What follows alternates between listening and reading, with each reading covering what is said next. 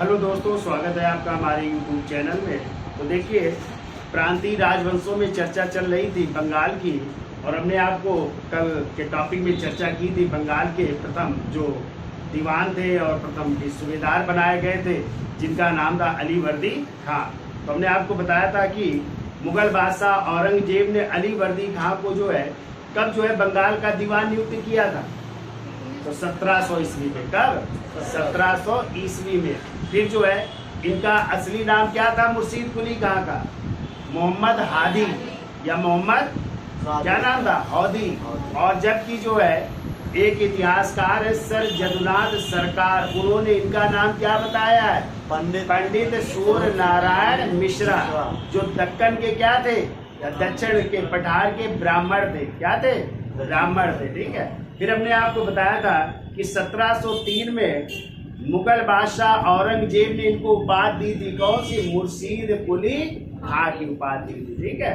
फिर हमने आपको बताया था कि 1717 ईस्वी में मुगल बादशाह फर्रुखसियर ने इनको बंगाल की क्या प्रदान की? सूबेदारी प्रदान की। तो ये बंगाल के क्या हो गए? सूबेदार भी बन गए। ठीक है। फिर हमने आपको बताया था कि 1719 में इन्होंने किस प्रांत को जीत लिया था? उड़ीसा को भी जीत करके वहां के भी सूबेदार बन गए थे। ठीक है।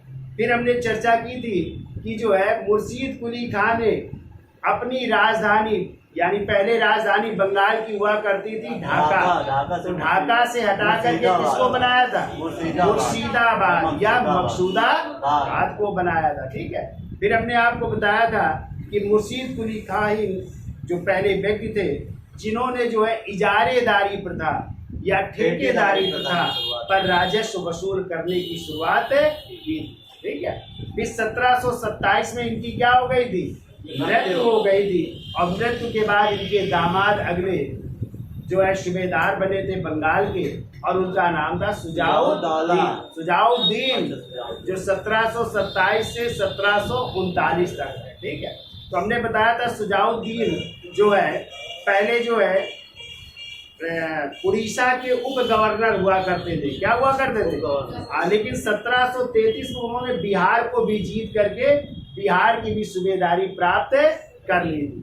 और यही सुजाउद्दीन थे जिनको 1733 में मुगल बादशाह मोहम्मद शाह रंगीला ने कौन सा? नवाब के पद पर जो है, या नवाब का पद घोषित किया था, या नवाब के पद पर इनको बैठाने का कार्य किया था, या नवाब पद की इनको जो है उपाधि प्रदान की गई थी, या नवाब बनाया गया था। ठीक है, कुछ भी कह सकते। तो यदि आ जाए बंगाल के प्रथम नवाब कौन बने? तो सुजाउद्दीन बने। ठीक है। अब इस सुजाउद्दीन के अधिकारियों में हमने बताया था बहुत सारे अधिकारी थे, जिनमें अलीवर्दी खां, हाफिज अहमद खां, कई लोग हुआ करते थे। ठीक है। और इन्हीं में से जो है फिर जब इनकी मृत्यु हो गई तो अगला इनका बेटा बना, जिसका नाम था सरफराज खां। क्या नाम था? और सरफराज खां 1739 में बने, और कब तक रहे? 40 तक रहे। और उसी समय जो है बिहार के जो उप सूबेदार थे जिनका नाम था अलीवर्दी खां, और इन्हीं अलीवर्दी खां ने 1740 ईस्वी में किस युद्ध में? गिरिया युद्ध में। ठीक है। किसकी हत्या कर दी? अरे सरफराज खां को पराजित करके उसकी हत्या कर दी। और अगले जो है बंगाल के नवाब कौन बनते हैं? अलीवर्दी खां। और अलीवर्दी खां का टाइम है 1740 से 1756। लेकिन अब इनको अपने नवाब के पद को स्वीकृति प्रदान करने के लिए मुगल बादशाह जो है कौन थे उस समय? मोहम्मद शाह रंगीला को कितने करोड़ रुपए? 2 करोड़ रुपए घूस देनी पड़ी। ठीक है। फिर हमने बताया था इन्हीं अलीवर्दी खां के शासनकाल में मराठों ने किसके नेतृत्व में? रघुजी भोसले के नेतृत्व में 1751 ईस्वी पर जब आक्रमण किया तो इनको संधि करनी पड़ी, और संधि के परिणाम स्वरूप इनको कौन सा प्रांत देना पड़ा? उड़ीसा का प्रांत देना पड़ा। और कितने लाख रुपए? 12 लाख रुपए चौथ के रूप में प्रदान कर दिए। ठीक है। अब अलीवर्दी खां के समय ही अंग्रेज और फ्रांसीसी दोनों अपने अपने जो है जो फैक्ट्रियां थी, जो कोठियां थी, उनकी किलेबंदी करा रहे थे। इसका इन्होंने क्या किया? विरोध किया। और इन्होंने अंग्रेजों की या यूरोपियों की तुलना मधुमक्खी के छत्ते से की है और कहा है कि यदि इन्हें छेड़ा ना जाए तो क्या देंगी, शहद देंगी, और यदि छेड़ा गया तो काट काट करके मार डालेंगे। ठीक है, तो ये बात कही थी किसने, अली वर्दी। फिर हमने आपको बताया था अली वर्दी खां के कोई पुत्र नहीं था, उसके केवल 3 क्या थी, बेटियां थी। और हमने बताया था बड़ी बेटी थी जिनका नाम था घसीटी बेगम, जो नवाब ढाका के नवाब को ब्याही थी। दूसरी बेटी जो थी वो पूर्णिया के नवाब को ब्याही थी, और तीसरी बेटी जो है वो पटना के नवाब को ब्याही थी। और हमने आपको बताया था कि तीनों दामाद जो है अली वर्दी खां के जिंदा रहते ही क्या हो चुके थे, मर चुके थे। इसलिए अली वर्दी खां ने जो है अपनी छोटी बेटी जो पटना के नवाब को ब्याही थी, उसी के बेटे सिराजुद्दौला को क्या बनाया, अगला जो है उत्तराधिकारी घोषित किया। और कहते हैं कि 1756 में अली वर्दी खां की जल शोध या ड्राप्सी या पेचिस के कारण क्या हो जाती है, मृत्यु हो जाती है। तो अगले बंगाल के नवाब कौन बने, सिराजुद्दौला। और कहते हैं जो सिराजुद्दौला नवाब बने तो उनको ये बंगाल का जो सिंहासन था वो सोने की सेज ना होकर के कांटों की सेज साबित हुई, यानी बड़ा विरोध करना पड़ा। तो क्या क्या विरोध करना पड़ा तो उसकी आज चर्चा कर लेते हैं। तो हेडिंग डाल लीजिए, सिराजुद्दौला टाइम है 1756 से 1757। तो देखिए इनके पिता का नाम था अजीमुद्दीन जुनैदी अहमद खान, जो कहाँ के नवाब हुआ करते थे, पटना के नवाब। कहाँ के हुआ करते थे, पटना के नवाब हुआ करते थे। और हमने आपको बताया था अली वर्दी खां के जिंदा रहते ही इनकी मृत्यु हो चुकी। इनकी माता कौन थी, अमीना बेगम थी। कौन थी, अमीना बेगम, जो अली वर्दी खां की सबसे छोटी पुत्री थी। सबसे छोटी पुत्री थी ना अली वर्दी खां की। इनकी पत्नी यानी सिराजुद्दौला की पत्नी का यदि नाम पूछा जाए क्या था, तो लुत्फनिशा बेगम था। क्या नाम था पत्नी का, ये किसकी पत्नी है, सिराजुद्दौला की पत्नी का नाम है लुत्फनिशा बेगम था। ठीक है, नाना का नाम क्या है, अली वर्दी खां। ठीक है, और नाना की मृत्यु कैसे हो जाएगी, लिख लो, ड्राप्सी बीमारी है, ड्राप्सी बीमारी कारण या जल शोध या पेचिस भी कह सकते हैं, इसके कारण मृत्यु हो जाती है 1756। अब देखो इनकी मौसी कौन है, तो हमने बताया था इनकी बड़ी मौसी है घसीटी बेगम, जो इनका क्या करती है, विरोध करती है। ठीक है, फिर इनका एक मौसेरा भाई है जो है शौकत जंग, और ये कहाँ का नवाब है, पूर्णिया का नवाब है। कहाँ का है, पूर्णिया का नवाब है। तो ये भी जो है विरोध में हो जाता है किसके, सिराजुद्दौला के। ठीक है, और अब जो है यदि आ जाए सिराजुद्दौला ने कब नवाब के पद पर बैठा या जो है बंगाल का नवाब कब बना, तो वो डेट है 10 अप्रैल 1756 को उसने अपना क्या करवाया, राज्याभिषेक करवा रहा है। ठीक है, तो राज्याभिषेक करवा रहा है 1756। ठीक है, अब देखिए सिराजुद्दौला के विरोधियों में हमने आपको बताया कौन कौन है, उनकी मौसी घसीटी बेगम, उनका मौसेरा भाई शौकत जंग, और यहाँ तक अंग्रेज भी उसके विरोधी है। ठीक है, इस कारण जो है ये अपने भाई को पराजित करेगा। कौन, सिराजुद्दौला शौकत जंग को किस युद्ध में, मनिहारी के युद्ध में 1756 को। ठीक है, और अपनी मौसी घसीटी बेगम को क्या करेगा, कैद में डाल देगा, बंदी बना देगा। तो देखिए पहला पॉइंट लिखो, देखिए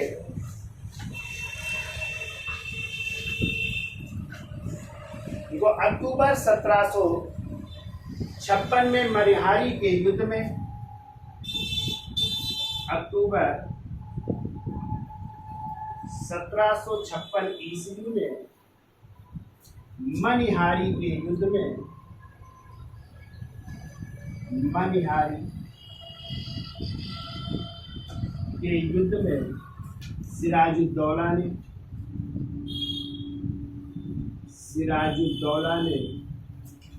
पूर्णिया के नवाब,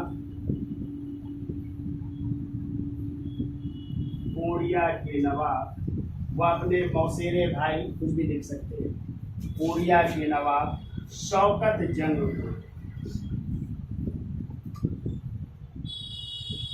शौकत जंग को पराजित कर उसकी हत्या करवा दी। शौकत जंग को पराजित कर उसकी हत्या करवा दी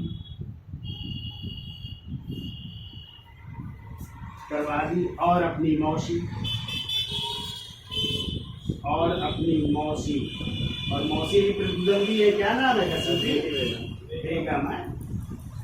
और अपनी मौसी घसीटी बेगम को बंदी गृह में है।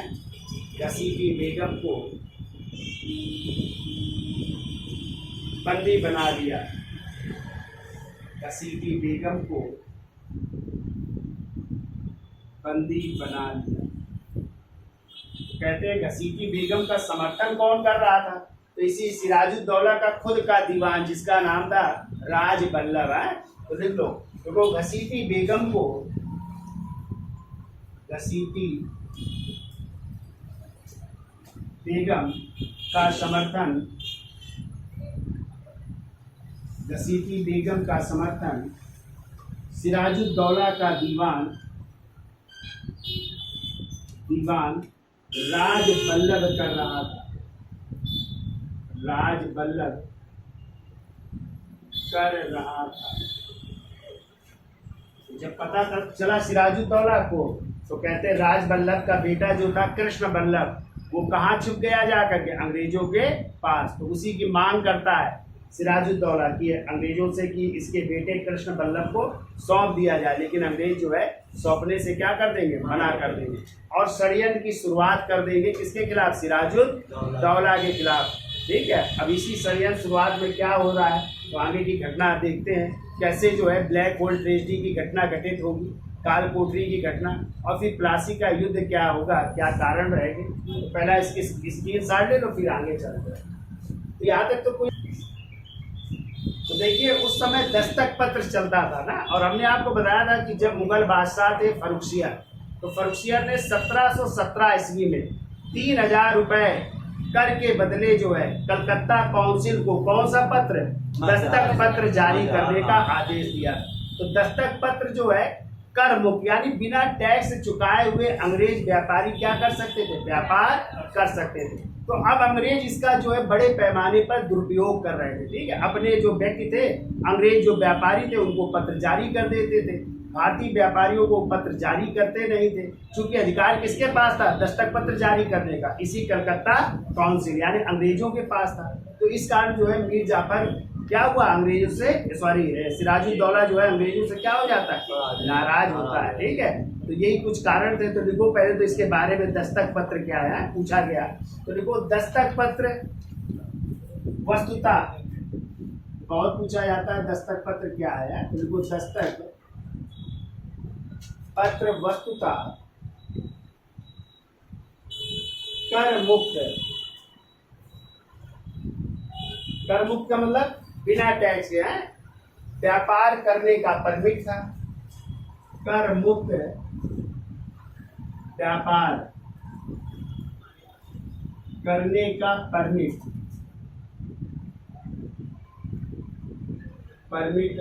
या पत्र भी कह सकते हैं। ठीक है, पत्र था, यानी कलकत्ता काउंसिल जारी करती थी। तो यदि आ जाए दस्तक पत्र क्या था, तो आप क्या बताएंगे, कर मुक्त व्यापार करने का एक पत्र या परमिट हुआ करता था, वो कहलाता था दस्तक पत्र। ठीक है, देखो जिसे लिख लो, जिसे किसने जारी किया था पहली बार, देखो जिसे 1717 ईस्वी में, जिसे 1717 ईस्वी में मुगल सम्राट फर्रुखसियर द्वारा, मुगल सम्राट फर्रुखसियर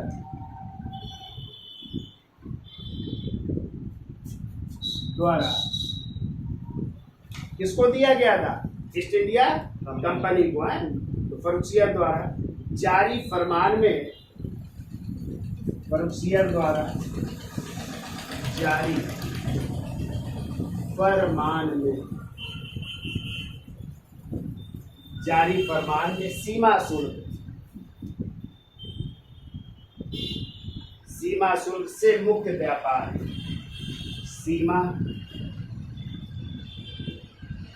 शुल्क से मुक्त व्यापार।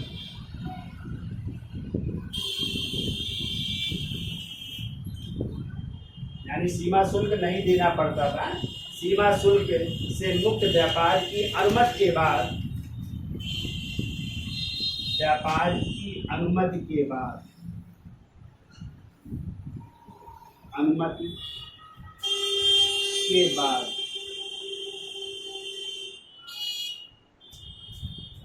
कलकत्ता की अंग्रेजी, कलकत्ता, यहाँ पे कलकत्ता की अंग्रेजी फैक्ट्री, अंग्रेजी फैक्ट्री का जो भी वहाँ का प्रेसिडेंट या गवर्नर होता था, ठीक है, तो देखो फैक्ट्री का प्रेसिडेंट, फैक्ट्री का प्रेसिडेंट दस्तक पत्र जारी करता था, दस्तक पत्र जारी करता था, ठीक है। यानी यदि आपको व्यापार करना है वो भी कैसा, बिना टैक्स दिए हुए, तो कहाँ से परमिट लेना पड़ेगा, कलकत्ता काउंसिल से, ठीक है। तो जो कलकत्ता काउंसिल या कलकत्ता की जो फैक्ट्री थी वहाँ का जो प्रेसिडेंट था वही जारी करता था। और ये ज़्यादातर कार्य जो है अंग्रेजों को ही पत्र जारी करते थे, ठीक है। इसलिए जो है भारतीय व्यापारी इसका क्या करते थे, विरोध भी कर रहे थे, ठीक है। तो ये जारी करने का अधिकार किसको था, कलकत्ता के प्रेसिडेंट को था, ठीक है। अब देखिए हमने कल भी आपको बताया था कि जो है उस समय यूरोप में सप्तवर्षीय युद्ध छिड़ जाता है, किसके किसके बीच, अंग्रेज और फ्रांसीसियों के लिए। और वही युद्ध यहाँ पे भी छिड़ गया, तो वही युद्ध जाना गया कर्नाटक के युद्ध के नाम से। तो जब हम आपको फ्रांसीसी पढ़ाएंगे तो वहाँ पे जब चर्चा करेंगे तो तीनों कर्नाटक युद्धों की चर्चा करेंगे। तो जब युद्ध छिड़ गया तो यहाँ पे भी अंग्रेज भी अपनी फैक्ट्रियों की किलेबंदी कराने लगे, और दूसरी तरफ जो है फ्रांसीसी भी अपने जो फैक्ट्रियाँ थी उनकी किलेबंदी कराने लगी। इसी कारण जो है सिराजुद्दौला ने इनका क्या किया, विरोध किया कि कोई भी अपने जो है फैक्ट्रियों की किलेबंदी नहीं कराएगा। तो कहते हैं फ्रांसीसी तो मान गए लेकिन अंग्रेजों ने मानने से मना कर दिया। जब अंग्रेजों ने मानने से मना कर दिया तो कलकत्ता में इनका फोर्ट विलियम, आपने सुना होगा, किला था, फोर्ट विलियम की स्थापना होगी ना, तो फोर्ट विलियम किला था, उसकी किलेबंदी करा रहे थे। तो इस कारण जो है सिराजुद्दौला ने जो है कलकत्ता पर आक्रमण कर दिया। जब आक्रमण कर दिया तो कहते वहाँ के जो गवर्नर थे कलकत्ता के ड्रेक और उनका जो अधिकारी था सेनापति मिन्चिन, ये दोनों जो है कलकत्ता को छोड़ करके भाग गए फुल्टा द्वीप में शरण लिया जाकर के। कहाँ पे, फुल्टा द्वीप में शरण लिया जाकर के। और ये घटना है 15 जून 1756, ठीक है। कब की घटना है, 15 जून 1756। तो जब ये भाग गए तो वहाँ से बहुत से लोग पकड़े गए, ठीक है। जब पकड़े गए तो उसमें जो है महिलाएं भी थी, पुरुष भी थे, बच्चे भी थे, सबको पकड़ करके जो है सिराजुद्दौला ने कहते हैं 20 जून 1756 को एक छोटी सी कोठरी थी, उसी कोठरी में सबको बंद कर दिया। टोटल इनकी संख्या थी 146। कितनी संख्या थी, 146 संख्या थी। और कहते 21 जून को, यानी 21 जून 1756 को ये जब कोठरी खोली गई तो इसमें केवल 23 लोग जिंदा बचे थे, बाकी सब लोग मर गए। कैसे मर गए, क्योंकि वेंटिलेशन था नहीं, छोटा सा कमरा था, कोठरी थी, उसी में सबको बंद कर दोगे भैया गैस कैसे आएगी, कोई वेंटिलेशन नहीं, ऑक्सीजन आएगा नहीं, तो दम घुट करके क्या हो जाओगे, मर जाएंगे।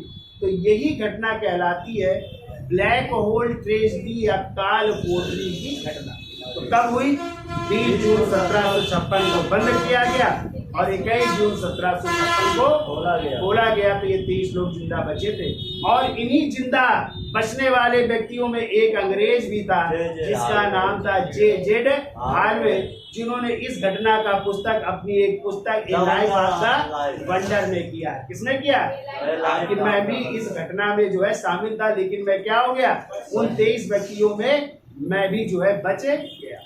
अब जो है जब सिराजुद्दौला ने कलकत्ता पर अधिकार कर लिया था, तो कलकत्ता का नाम बदल करके अली नगर रख दिया था। तो क्वेश्चन आता है कि जो है सिराजुद्दौला ने जब कलकत्ता पर अधिकार किया, जब वो अधिकारी भाग गए तो कलकत्ता का नाम बदल करके क्या कर दिया? अली नगर। तो अली नगर किसके नाम पर किया? अपने नाना के नाम पर। तो नाना का क्या नाम था? अली। हाँ, नहीं नाम था। तो उन्होंने जो है अपने नाना के नाम पर कलकत्ता का नाम क्या रख दिया? ठीक है। अब देखो अंग्रेज इससे और गुस्सा गए, ये घटना घट गई और इससे नाराज हो गए, तो जो है इन्होंने अटैक कर दिया। फिर जो है और अटैक का कारण हुआ तो सिराजुद्दौला को आना पड़ा, और लेकिन सिराजुद्दौला पराजित हो जाता है। और पराजित हुआ तो इसको एक संधि करनी पड़ी 9 फरवरी 1757 को अली नगर की संधि। कौन सी संधि करनी पड़ी? अली नगर की संधि। चूंकि कलकत्ता का नाम क्या हो गया? अली नगर। तो कलकत्ता में संधि हुई, तो ये संधि कहलाई अली नगर की संधि। और इसी संधि के तहत अब जो है सिराजुद्दौला को अंग्रेजों की वो बात माननी पड़ती है। कौन सी बात? कि आप अपने जो है जो आपकी फैक्ट्रियां उनकी आप किलेबंदी करा सकते हैं, किलेबंदी का अधिकार मिला। फिर भी अंग्रेज देखो इससे संतुष्ट नहीं हुए और जो है उन्होंने फिर षड्यंत्र की शुरुआत की और इसमें शामिल किया उन्होंने मीर जाफर, राय दुर्लभ, वहाँ के जो बैंकर थे जगत सेठ, सबको शामिल कर एक षड्यंत्र रचा। और इसी षड्यंत्र का परिणाम हुआ कौन सा युद्ध? प्लासी का युद्ध, जो कब होगा? 23 जून 1757 को होगा। तो क्वेश्चन आता है प्लासी का मैदान किस नदी के किनारे स्थित? भागीरथी नदी के किनारे। भागीरथी नदी के किनारे। और आपको पता है गंगा का ही नाम बंगाल में भागीरथी हो जाता है, क्योंकि गंगा 2 वितरिकाओं में विभाजित होती है, एक का नाम भागीरथी और एक का नाम हुगली होता है। और हुगली के किनारे ही आपका कौन सा शहर है? कलकत्ता। और उधर वो भागीरथी, तो भागीरथी नदी के किनारे ही कौन सा मैदान था? प्लासी का मैदान था, जो पश्चिम बंगाल में था। ठीक है। अब देखो इस युद्ध में जब पता चला सिराजुद्दौला को कि मीर जाफर मेरे साथ गद्दारी कर रहा है, तो उसको सेनापति के पद से हटा देते हैं। किसको? मीर जाफर को सेनापति के पद से हटा करके मीर मदान को किसे बनाया जाता है? मीर मदान को सेनापति बनाया जाता है और अपना प्रधानमंत्री बनाता है सिराजुद्दौला एक कश्मीरी युवक को, और उस कश्मीरी युवक का नाम है मोहन लाल। प्रधानमंत्री किसे बनाया? मोहन लाल को। और सेनापति का पद किसको दिया? मीर मदान। ठीक है। तो इस प्लासी के मैदान में युद्ध होता है और अंग्रेजी सेना का नेतृत्व कौन कर रहा है? अरे अंग्रेजी सेना का नेतृत्व कर रहा है लॉर्ड क्लाइव या रॉबर्ट क्लाइव, जो मद्रास प्रेसिडेंसी का एक क्लर्क था। क्या था वो? एक क्लर्क हुआ करता था। लेकिन दूसरी तरफ जो है जो जल सेना का नेतृत्व कर रहा था वो वाटसन था। उसके नेतृत्व में भी सेना आ गई और दोनों ने मिलकर के ये युद्ध लड़ा। और इस युद्ध में जो है सिराजुद्दौला क्या होता है? पराजित होता है। और जब युद्ध के मैदान से भागता है तो इसी मीर जाफर के बेटे मीरन ने अपने एक दोस्त मोहम्मद बेग द्वारा सिराजुद्दौला की क्या करवा दी? हत्या करवा दी। ठीक है। इस तरह जो है मीर जाफर के बेटे, जिसका नाम था क्या? मीरन, ने अपने दोस्त मोहम्मद बेग द्वारा किसकी? सिराजुद्दौला की हत्या करवा दी। और इस तरह जो है बंगाल का अगला नवाब कौन बनेगा? मीर जाफर, जो 1757 से 60 तक। ठीक है। तो ये कहानी है किसकी? सिराजुद्दौला। याद हो गई। अब इसको हम डिटेल में लिख भी लेते हैं। ठीक है। चलिए अगला पॉइंट लिखिए। देखो 1756 ईस्वी में यूरोप में 1756 ईस्वी में यूरोप में सप्तवर्षीय युद्ध छिड़ जाने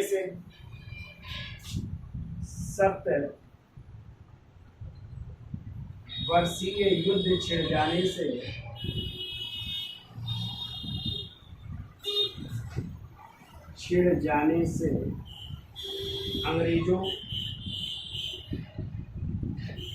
और फ्रांसीसियों अंग्रेजों व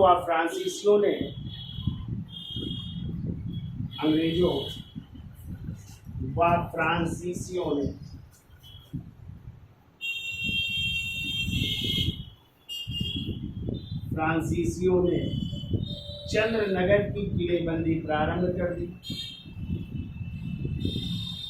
अंग्रेजों व फ्रांसीसियों ने चंद्रनगर की किलेबंदी प्रारंभ कर दी।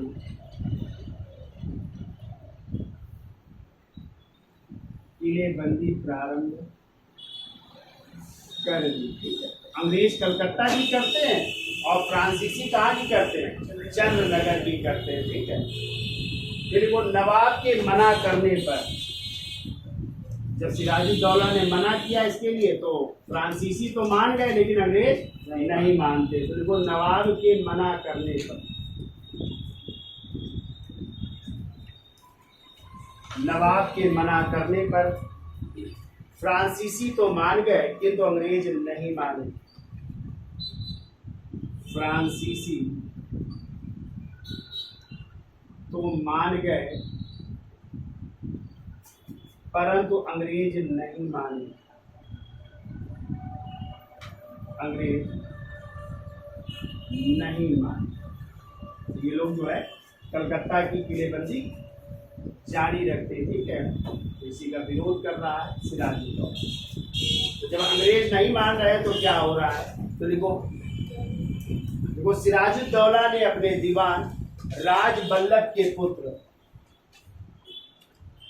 सिराजुद्दौला ने अपने दीवान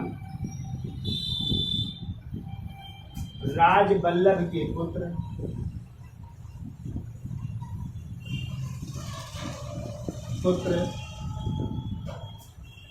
कृष्ण बल्लभ,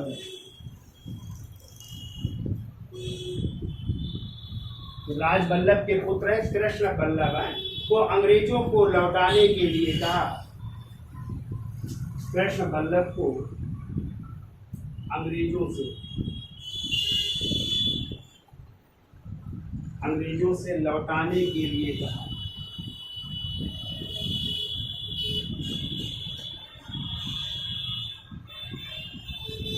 अंग्रेजों से लौटाने के लिए कहा, जिसे कलकत्ता काउंसिल ने शरण दी थी। जिसे कलकत्ता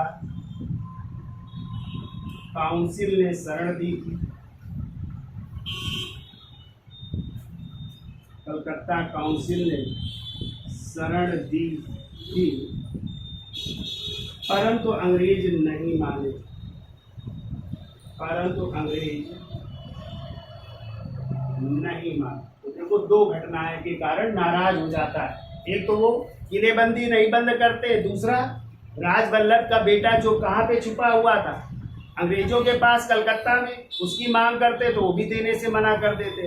तब सिराजुद्दौला जो है कहाँ पे आक्रमण करेगा, कलकत्ता में आक्रमण करेगा, ठीक है। तो इसका स्क्रीनशॉट ले लो, फिर आगे चलते हैं। देखिए अगला पॉइंट लिखिए, देखो 4 जून 1756 को, 4 जून 1756 को सिराजुद्दौला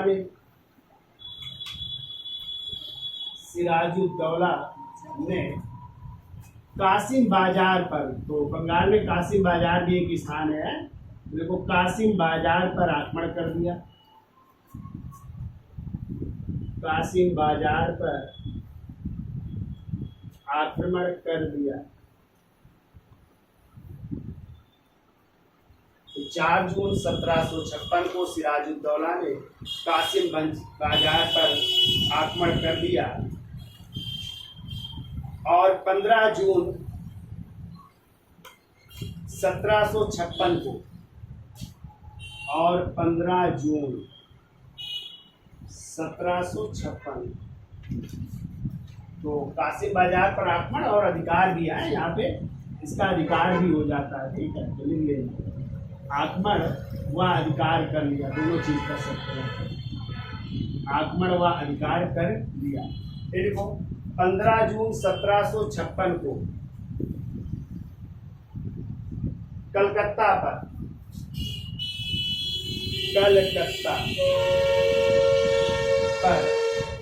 अधिकार कर लिया।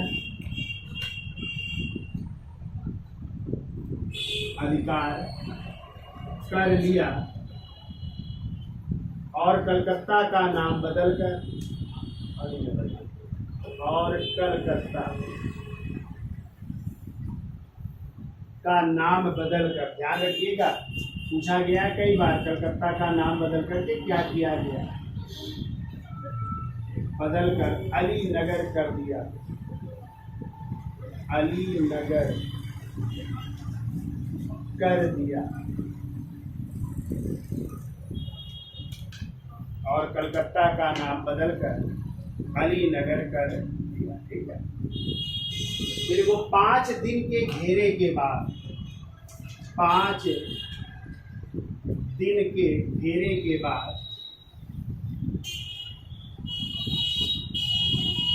20 जून 1756 20 जून 1756 को फोर्ट विलियम पर अधिकार हो गया, वो फोर्ट विलियम पर अधिकार हो गया। फोर्ट विलियम किला है ना अंग्रेजों का, तो वही फोर्ट विलियम पर अधिकार हो गया।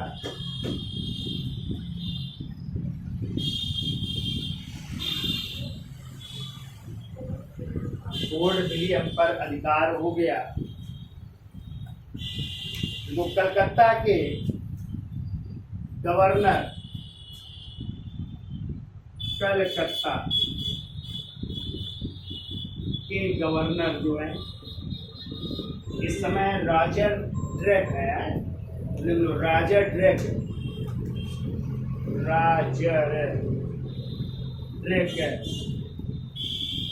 वह सेनापति, जो सेनापति है यहाँ का उसका नाम है मिन चीन।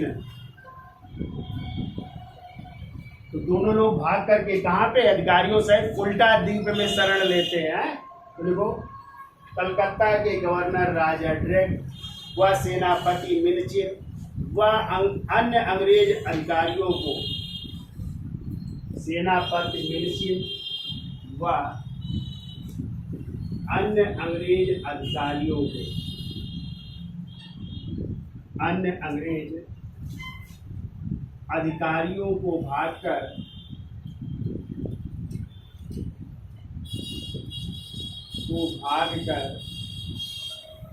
फुल्टा द्वीप में शरण लेनी पड़ी, फुल्टा द्वीप में शरण लेनी पड़ी।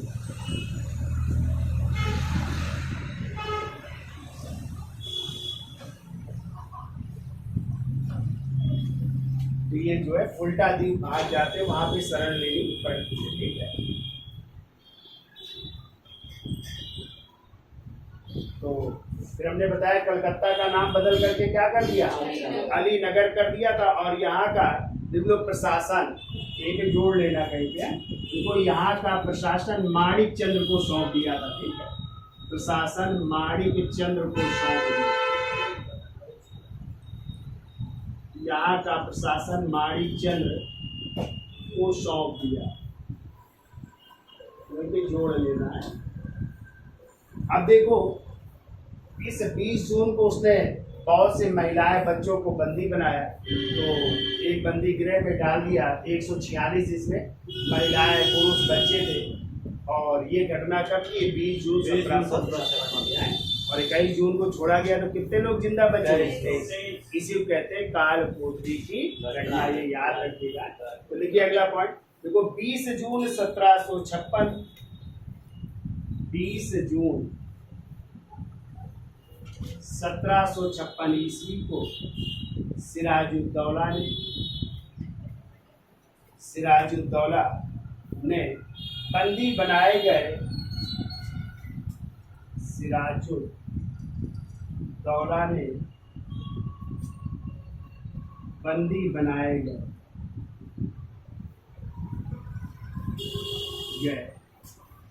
146 अंग्रेज, जिसमें स्त्री पुरुष प्लस बच्चे सभी थे। तो 146 अंग्रेज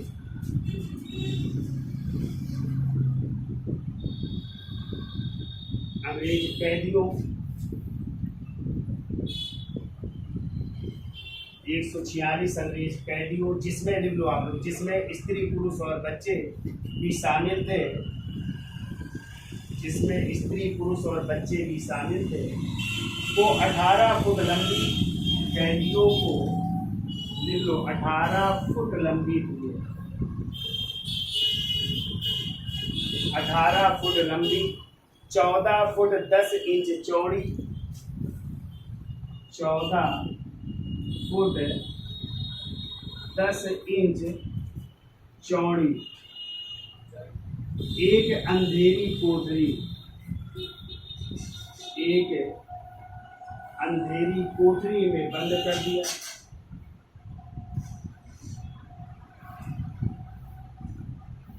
अंधेरी कोठरी में बंद कर दिया, जिसमें कोई वेंटिलेशन नहीं था, यानी कोई भी हवा आने की जगह नहीं थी। ठीक है। और 21 जून को देखो, और 21 जून 1756 को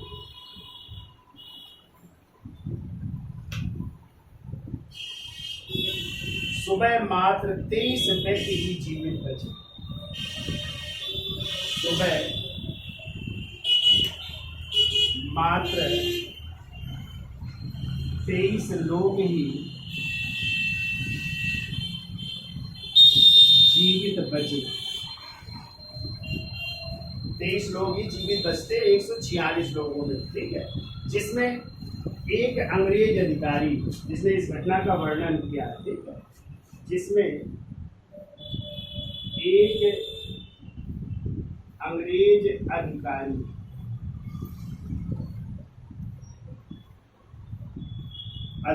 जिनका नाम है J.Z.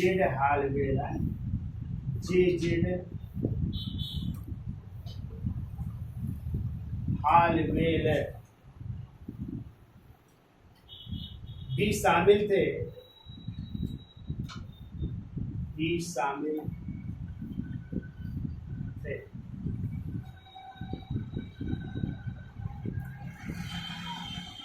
तो जिन्होंने इस घटना का वर्णन अपनी पुस्तक, जिन्होंने इस घटना का वर्णन अपनी पुस्तक, और पुस्तक का नाम है ए लाइव द वंडर है। पुस्तक लिख लो alive the wonder. Alive the wonder में क्या है? ए लाइव द वंडर में क्या है? और इस घटना को अंग्रेजों ने, इस घटना को अंग्रेजों ने black hole tragedy, black hole tragedy या इसी को कहते हैं काल कोठरी की घटना की संज्ञा दी है।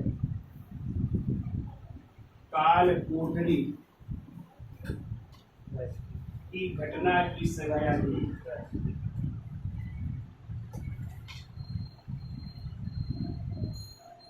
ठीक है। तो अंग्रेजों ने इस घटना को क्या कहा? काल कोठरी की घटना या ब्लैक होल ट्रेजेडी की घटना कहा है। ठीक है।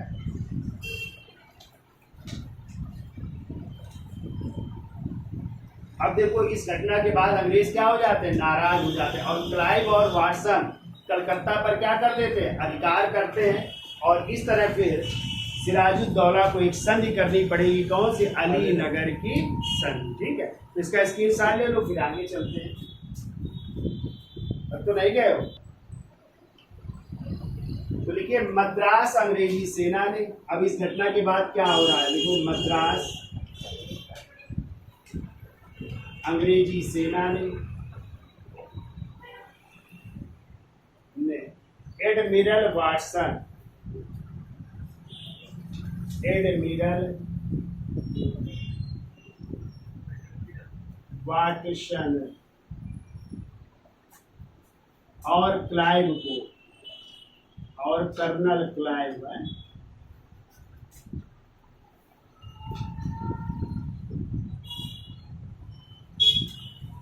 मद्रास अंग्रेजी सेना ने एडमिरल वाटसन और कर्नल क्लाइव के नेतृत्व में, कर्नल क्लाइव के नेतृत्व में, कर्नल क्लाइव के नेतृत्व में 2 फरवरी 1757 को, 2 फरवरी 1757 को कलकत्ता पर पुनः अधिकार कर लिया। कलकत्ता पर पुनः अधिकार कर लिया, पुनः अधिकार कर लिया। तो कलकत्ता जिसको सिराजुद्दौला ने जीत लिया था ना, फिर जो है इन लोगों ने कलकत्ता पर पुनः अधिकार कर लेते हैं। अब देखो संधि हो रही है, ठीक है, 9 फरवरी 1757 को, और इसी को कहा गया अली नगर की संधि, क्योंकि कलकत्ता का नाम क्या है, अली नगर है। तो देखिए अगला पॉइंट देखो, 9 फरवरी 1757 को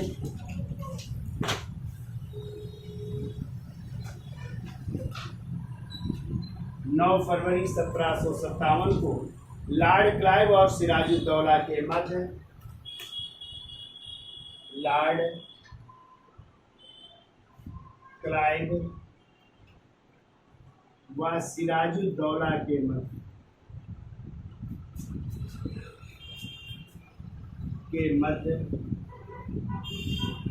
अली नगर की संधि हुई। अली नगर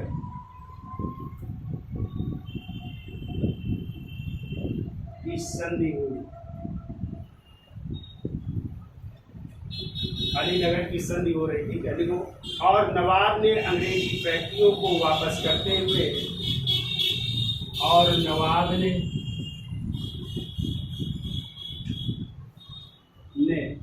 अंग्रेजी फैक्ट्रियों को वापस करते हुए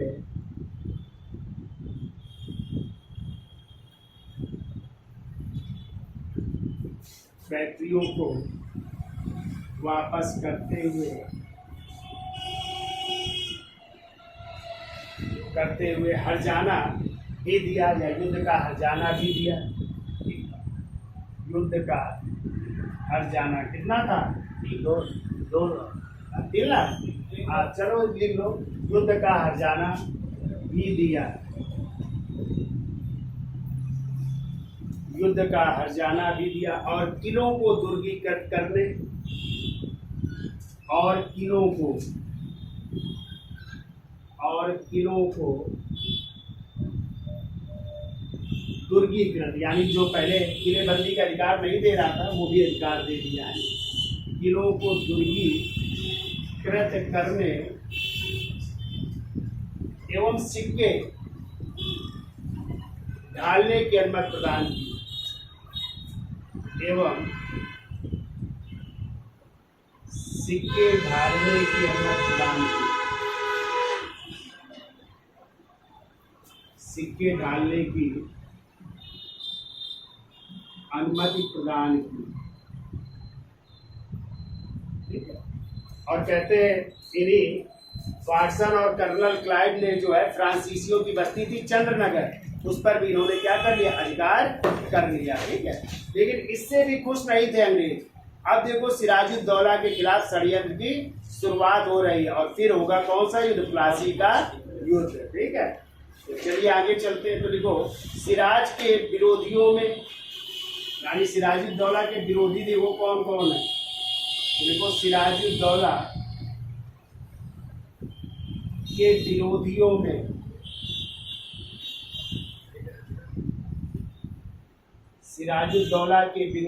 देखो मीर जाफर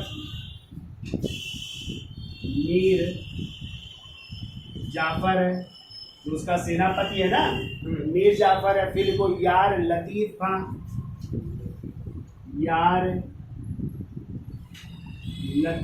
खां, जो उसका दीवान है, जिसका नाम है राय दुर्लभ। क्या नाम है?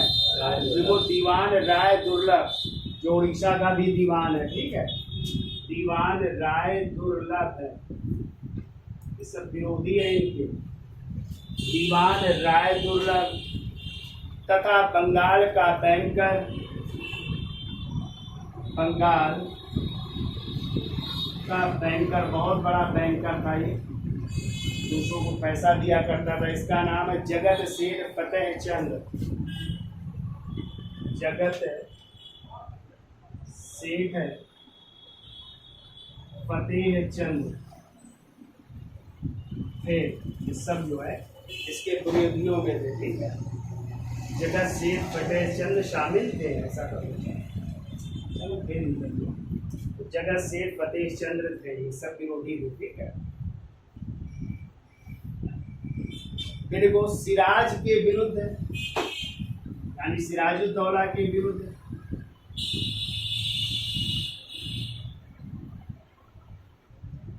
सिराज के विरुद्ध